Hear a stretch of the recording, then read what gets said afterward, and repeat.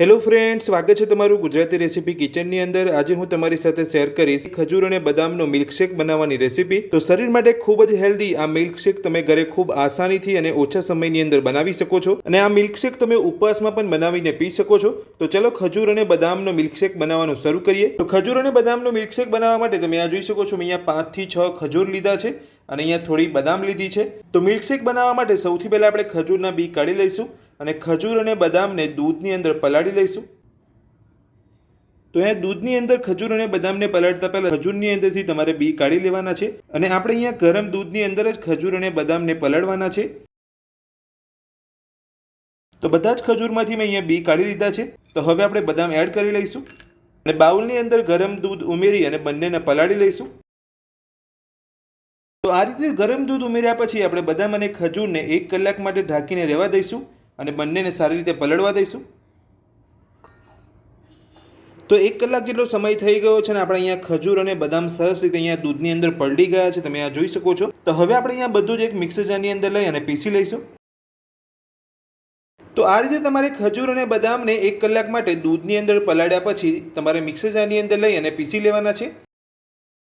તો બધું જ આપણે અહીંયા પીસી લીધું છે। તો હવે આપણે ચેક કરી લઈશું। તો તમે જોઈ શકો છો એકદમ સરસ રીતે બધું જ અહીંયા પીસાઈ ગયું છે। તો આ રીતે તમારે બધું પીસવાનું છે। તો હવે મિલ્કશેક બનાવવા માટે આપણે બધું જ એક પેનની અંદર લઈ લઈશું। તો પીસી લીધા પછી આપણે અહીંયા બધું જ એક પેનની અંદર લઈ લીધું છે।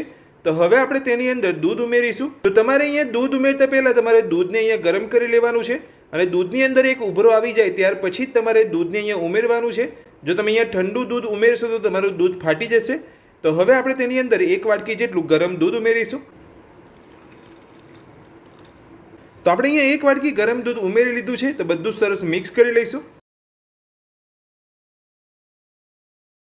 તો મિલ્કશેક આપણું અહીંયા ઘટ થાય ત્યાં સુધી ગેસની મીડિયમ ફ્લેમ પર મિલ્કશેકને કૂક થવા દઈશું। તો મિલ્કશેક આપણું અહીંયા ઘટ થઈ ગયું છે। તો હવે આપણે તેની અંદર 2 ચમચી ખાંડ ઉમેરીશું। જો તમે અહીંયા ખાંડ ના ઉમેરવા માંગતા હોય તો સ્કીપ કરી શકો છો, કેમ કે ખજૂરની અંદર મીઠાશ રહેલી હોય છે, એટલે જો તમે અહીંયા ખાંડ ના ઉમેરવા માંગતા હોય તો ખાંડને સ્કીપ કરી શકો છો। તો હવે આપણે તેની અંદર 2 ચમચી ખાંડ ઉમેરીશું।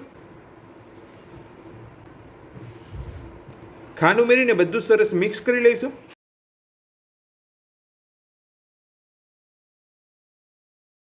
તો ખાંડ ઉમેરીને આપણે અહીંયા બધું જ મિક્સ કરી લીધું છે અને ખાંડ આપણે અહીંયા એકદમ સરસ રીતે ઓગળી ગઈ છે અને તમે જોઈ શકો છો એકદમ સરસ આપણું અહીંયા ઘટ મિલ્કશેક બનીને તૈયાર છે। તો હવે આપણે મિલ્કશેકને એક વાસણની અંદર કાઢીને ઠંડુ થવા દઈશું અને મિલ્કશેક આપણું અહીંયા થોડું ઠંડુ થઈ જાય ત્યાર પછી આપણે મિલ્કશેકને 1 કલાક માટે ફ્રીજમાં રાખીને ઠંડુ થવા દઈશું અને ત્યાર પછી જ આપણે મિલ્કશેકને સર્વ કરીશું। તો 1 કલાક ફ્રીજની અંદર રાખ્યા પછી મિલ્કશેક આપણું એકદમ સરસ રીતે ઠંડુ થઈ ગયું છે અને એકદમ સરસ મિલ્કશેક બનીને આપણું તૈયાર થયું છે।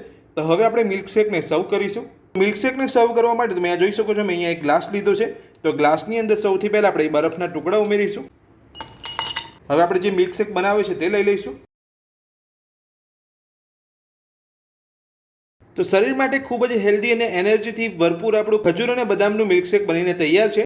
તો આ ખજૂર બદામનું મિલ્કશેક બનાવવાની રીત તમને મારી કેવી લાગી મને કોમેન્ટ બોક્સની અંદર કોમેન્ટ કરીને જરૂરથી જણાવજો।